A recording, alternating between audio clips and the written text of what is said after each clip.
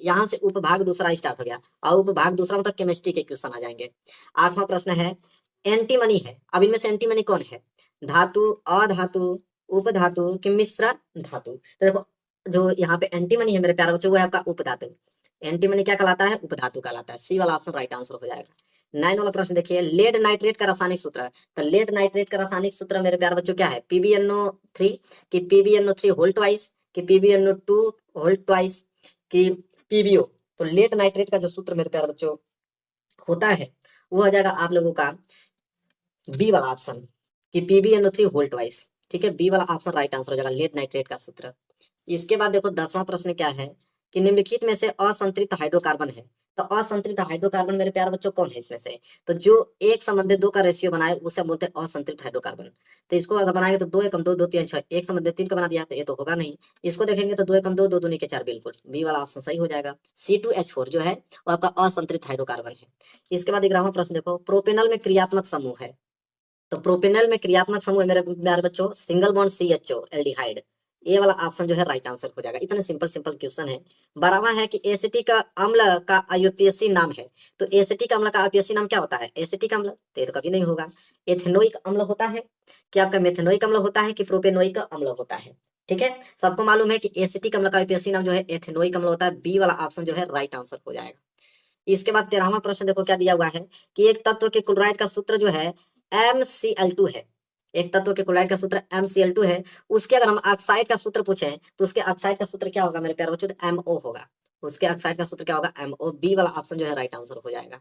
इसके बाद उपभाग तीसरा देखो, उपभाग तीसरा में आ गया आप लोगों को बायोलॉजी का प्रश्न। क्वेश्चन नंबर 14 से स्टार्ट होगा।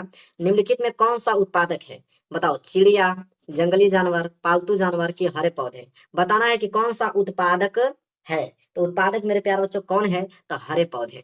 डी वाला ऑप्शन जो है राइट आंसर हो जाएगा, हरे पौधे। इसके बाद 15वां प्रश्न देखो, मटर के लंबे पौधे कैपिटल टीटी और बौने पौधे स्मॉल टीटी के मध्य क्रॉस करने पर प्रथम संतति पीढ़ी में मिलेंगे। अगर मटर के लंबा पौधा कैपिटल टीटी और बौना पौधा स्मॉल टीटी में अगर हम मध्य क्रॉस करा दें तो प्रथम संतति पीढ़ी में क्या मिलेगा? ठीक है, वेरी मोस्ट इंपोर्टेंट है। तो ये मिलेगा सभी लंबे पौधे, सभी लंबे पौधे मिलेंगे। ए वाला ऑप्शन राइट आंसर हो जाएगा, सभी लंबे पौधे। इसके बाद 16वां प्रश्न देखो, निम्नलिखित में से कौन सा जोड़ा प्रकाश संश्लेषण की अभिक्रिया में प्रयोग किया जाता है? ठीक है, तो प्रकाश संश्लेषण की अभिक्रिया में कौन सा जोड़ा प्रयुक्त किया जाता है मेरे प्यारे बच्चों, आपको बताना है। तो चलो देखते हैं। कार्बन डाइऑक्साइड तथा ऑक्सीजन, तो ऑक्सीजन तो होता नहीं भाई, तो ये तो वाला काम खत्म। ठीक है, जल एवं ऑक्सीजन। ठीक है, जल एवं ऑक्सीजन। तीसरा है जल एवं कार्बन डाइऑक्साइड, कार्बन डाइऑक्साइड एवं नाइट्रोजन। ठीक है, क्या होगा राइट आंसर मेरे प्यारे बच्चों क्वेश्चन नंबर 16 का? ठीक है, तो देखो जल, जल तो होता है भाई, इसमें कोई सुनवाई नहीं। कार्बन डाइऑक्साइड CO2 ये दोनों मिक्स होते हैं, ये जोड़ा जो है वो आपका प्रकाश संश्लेषण में काम आता है। जल भी आता है, कार्बन डाइऑक्साइड भी आता है। ठीक है, तो सी वाला ऑप्शन बिल्कुल राइट आंसर हो जाएगा। ठीक है, चलिए आगे बात कर लेते हैं 17वां प्रश्न। देखिए 17वां प्रश्न मेरे प्यारे बच्चों क्या है? 17वां है कि समान एक लिंगी नर पुष्प में नहीं पाया जाता है। अगर समान एक लिंगी नर पुष्प में है उसमें क्या नहीं पाया जाएगा? वायदल, पंखुड़ी, पुंकेसर की वर्तिकाग्र। ठीक है, तो वर्तिकाग्र डी वाला ऑप्शन राइट आंसर हो जाएगा, वर्तिकाग्र नहीं पाया जाता है।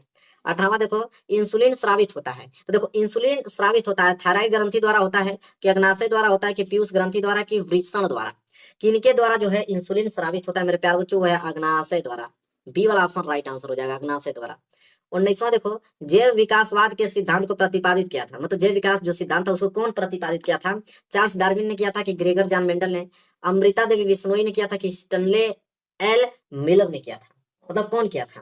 ठीक है, तो 19 का मेरे प्यार बच्चों ए वाला राइट आंसर हो जाएगा, चार्ल्स डार्विन। ये तो सबको मालूम है, चार्ल्स डार्विन जैव विकास के सिद्धांत को प्रतिपादित किए थे।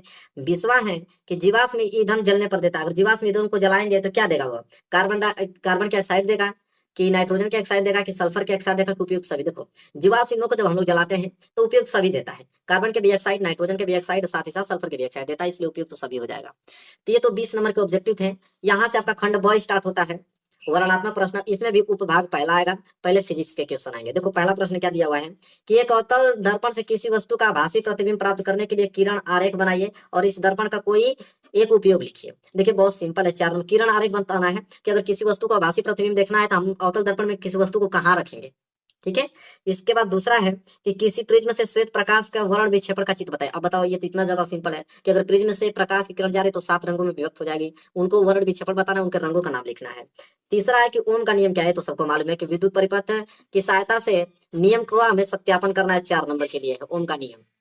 चौथा है विद्युत चुंबकीय प्रेरण की घटना क्या है और इस घटना से संबंधित फैराडे के प्रयोग को समझाए। तो विद्युत चुंबकीय प्रेरण घटना बहुत इंपॉर्टेंट, ये टॉपिक आपको तैयार करना ही पड़ेगा। अगर ये नहीं आएगा तो अथवा करके एक ऑप्शन दिया हुआ है कि किसी परिनालिका में प्रवाहित विद्युत धारा के कारण उत्पन्न चुंबकीय क्षेत्र को चित्र द्वारा समझाइए, 6 नंबर। ठीक है, दोनों में से कोई एक ही करना, लेकिन मैं कहूंगा कि सिंपल है, ये विद्युत चुंबकीय प्रेरण की घटना सिंपल है, आप उसको तैयार करना, 6 नंबर मिल जाएगा। उपभाग दूसरा स्टार्ट होगा यहाँ से। पांचवा प्रश्न है, निम्नलिखित को उदाहरण द्वारा समझाइए, 4 नंबर के लिए। कौन कौन से टॉपिक है जिनको उदाहरण द्वारा समझाना है? तो देखो, दैनिक जीवन में पीएच का क्या महत्व है, 2 नंबर इसमें बताना है। और ऊष्मा क्षेपी रासायनिक अभिक्रिया किसे कहते हैं, 2 नंबर इसमें बताना है। ठीक है, 4 नंबर आपको मिल जाएगा। क्वेश्चन नंबर 6 में ए वाला है, एथनोइक अम्ल के 2 रासायनिक गुणों को रासायनिक समीकरण देते हुए लिखना है, 2 नंबर मिलेगा। बी वाला है कि निम्नलिखित को कैसे प्राप्त करेंगे, रासायनिक समीकरण लिखना है। जैसे बेकिंग सोडा से धावन सोडा हम कैसे प्राप्त करेंगे, और जिप्सम में हम प्लास्टर ऑफ पेरिस कैसे बनाएंगे, एक एक नंबर मिलेगा। सिर्फ रासायनिक समीकरण आपको रिएक्शन लिखना है उसका।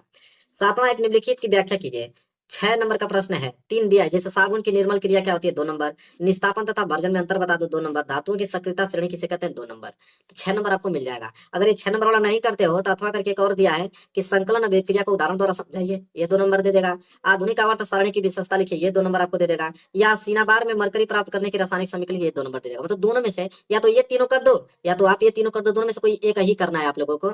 इसके बाद उपभाग तीसरा स्टार्ट हो गया, या इसमें जो है बायोलॉजी वाला प्रश्न रहेगा। जैसे प्रश्न नंबर 8वां स्टार्ट हुआ, इसमें आपको टोटल 4 प्रश्न दिए हुए हैं, एक एक नंबर। जैसे पादप में जाइलम का प्रमुख कार्य लिखिए, या शरीर के किस अंग में कॉपर टी को स्थापित किया जाता है, मेंडल ने किस पौधे पर अपना प्रयोग किया था, समझात अंगों के उदाहरण दे दिए। 4 प्रश्न है ना, तो एक एक नंबर के हिसाब से आपको 4 नंबर मिलेगा। इस बार प्रश्न नंबर 9 है कि मनुष्य के दोहरे परिसंचरण की व्याख्या कीजिए, यह प्रश्न अकेला ही आपको 4 नंबर देगा। इसके बाद 10वां में 2 प्रश्न है, संक्षिप्त टिप्पणी लिखना है। जैसे प्राकृतिक संसाधनों का संरक्षण क्या है, 2 नंबर। और पूर्ण रूप भवन क्या है, 2 नंबर इसमें मिलेंगे। इसके बाद वृक्क में विक्राणु की संरचना का वर्णन कीजिए, यह कैसे कार्य करता है। प्रश्न नंबर 11 है कि वृक्क में विक्राणु की संरचना बताना, ये देखो 6 नंबर के लिए है। और ये कैसे कार्य करता है ये भी बताना है, तब जाके 6 नंबर मिलेगा। अगर ये प्रश्न बाई चांस भूल गए, नहीं आता है, तो अथवा करके एक ऑप्शन और दिया हुआ है, उसको आप कर सकते हो। तो ये कर लेना कि निम्नलिखित पर टिप्पणी लिखिए, स्वपोषी पोषण, वातपोषण, पूर्ण रूप भवन, 2 2 नंबर के हिसाब से 6 नंबर आपको ये दे देगा। बस पूरा